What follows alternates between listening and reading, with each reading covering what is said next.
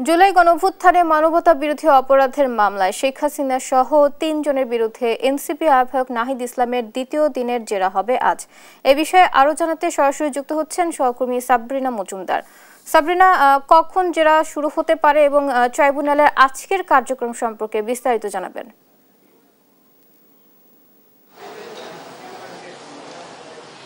Bubly, July August গণঅভ্যুত্থানে মানবতা বিরোধী অপরাধের মামলায় শেখ হাসিনা, সাবেক স্বরাষ্ট্রমন্ত্রী আসাদুজ্জামান খান কামাল, সাবেক আইজিপি চৌধুরী আব্দুল মামুনের বিরুদ্ধে যে সাক্ষ্য গ্রহণ চলছিল সেই সাক্ষ্য গ্রহণে কিন্তু ৪৭তম সাক্ষী অর্থাৎ এনসিপির আহ্বায়ক নাহিদ ইসলামের কিন্তু আজকে অবশিষ্ট জেরা অনুষ্ঠিত হবে এবং ইতিমধ্যে কিন্তু তিনি আন্তর্জাতিক অপরাধ ট্রাইব্যুনালে চলেও এসেছেন। এই জেরা করবেন হচ্ছে ট্রাইব্যুনাল নিযুক্ত শেখ হাসিনার পক্ষে যিনি আইনজীবী আছেন আমির হোসেন, তিনি আজকে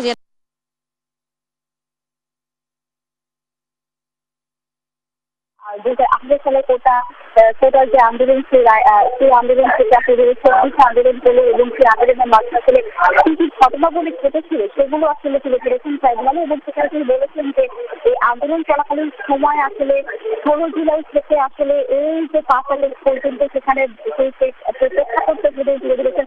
এই প্রেক্ষাপটের মধ্যে আসলে যারা যারা সমন্বয় ছিল তাদেরকে আসলে কিভাবে বিভিন্নভাবে শেখ হাসিনার সরকার থেকে আসলে বিভিন্ন চাপ করা হয়েছে সেগুলো তুলে ধরেছেন। তিনি যখন জানিয়েছেন যে ১৬ তারিখে আসলে তাকে বিভিন্নভাবে গুম করা হয়, অপহরণ করা হয়, পরবর্তীতে তিনি অপহরণ করার পর আসলে তাকে বিভিন্ন মানুষ এসে তাকে নিয়ে যায় এবং নিয়ে যাওয়ার পর তাকে বিভিন্নভাবে জিজ্ঞাসাবাদ করা হয়, জিজ্ঞাসাবাদের পর আসলে তাকে বিভিন্নভাবে নির্যাতনও আসলে করা হয়। পরবর্তীতে তাকে আসলে একটি জায়গায় চলে আসা হয় এবং পরবর্তীতে তিনি যখন হাসপাতালে আসেন তখন তিনি জানতে পারেন যে বিভিন্ন সমন্বয়করা আসলে গুমের শিকার হয়েছে, নিজের সমন্বয়কে গুম করা হয়েছে, মৃতদেহ করা হয়েছে এবং পরবর্তীতে সেই হাসপাতালে আসলে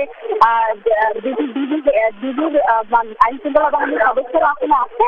আসার পরও সেখানে আসলে বলা হয় যে আমরা সমন্বয় যদি ডিবিতে চান তাহলে হচ্ছে এই আন্দোলন করা হয়।